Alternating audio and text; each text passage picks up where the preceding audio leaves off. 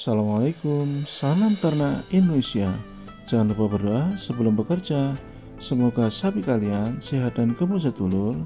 Yang kita bahas kali ini adalah seberapa bahayanya batuk pada sapi. Tetapi sebelumnya jangan lupa komen, subscribe, dan bunyikan loncengnya ya sedulur. Jadi, apa yang menyebabkan sapi batuk? Pertama adalah apapun yang mengiritasi saluran hidung, trachea atau tenggorokan, dan bronkus dapat menyebabkan sapi batuk, seperti asap dan debu, kemudian bakteri, kemudian kandang yang lembab, dan yang paling sering di peternak adalah amoniak kandang yang tinggi dan kurangnya desinfeksi bakteri.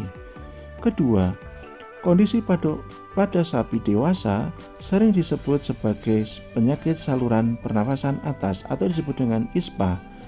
Batuk seringkali disebabkan karena infeksi virus, bakteri, cacing paru, dan dapat pula alergi.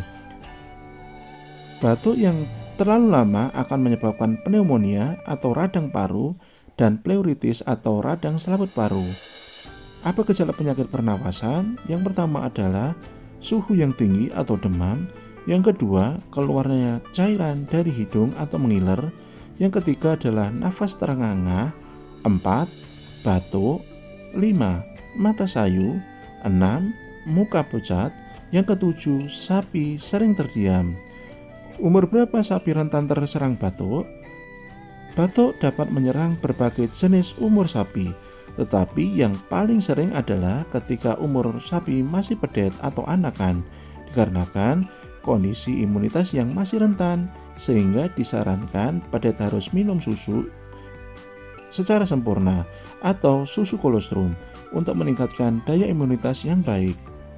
Apakah batuk berbahaya? Batuk sangat berbahaya karena bisa menghilangkan nafsu makan secara total, dan banyak sekali kasus batuk yang mengakibatkan kematian pada sapi dikarenakan salah satunya adalah tersumbatnya saluran nafas atau penurunan fungsi paru-paru secara total. Ini yang paling penting sedulur. Pencegahannya adalah yang pertama adalah sanitasi kandang yang baik. Sanitasi yang baik adalah salah satunya menjaga sirkulasi kandang yang baik akan membuat kualitas udara di dalam kandang selalu optimal, dikarenakan udara terus berganti keluar masuk kandang sehingga tidak ada penumpukan uap air, amonia, dan karbon dioksida hasil ekspirasi sapi. Dan yang tidak kalah penting adalah membuang kotoran sapi dan sisa pakan yang membusuk yang tertumpuk di dalam kandang. Yang kedua adalah desinfeksi kandang yang ketat, melakukan penyemprotan kandang dengan benzel klonium klorid atau destan untuk mengurangi virus maupun bakteri yang ada, mencuci hamakan peralatan kandang, pakan, maupun minum pada sapi, dan penyemprotan desinfeksi ke peternak sebelum masuk kandang.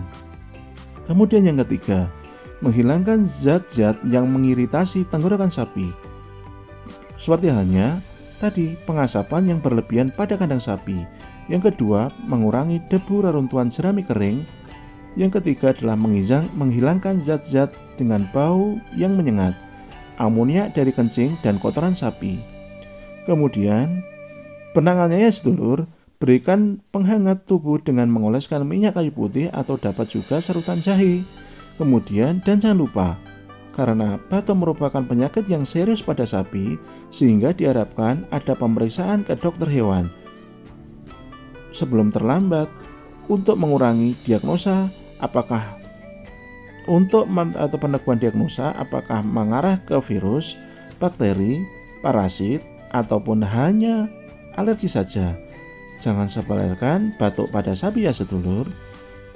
Demikian, semoga bermanfaat. Salam ternak Indonesia. Wassalamualaikum.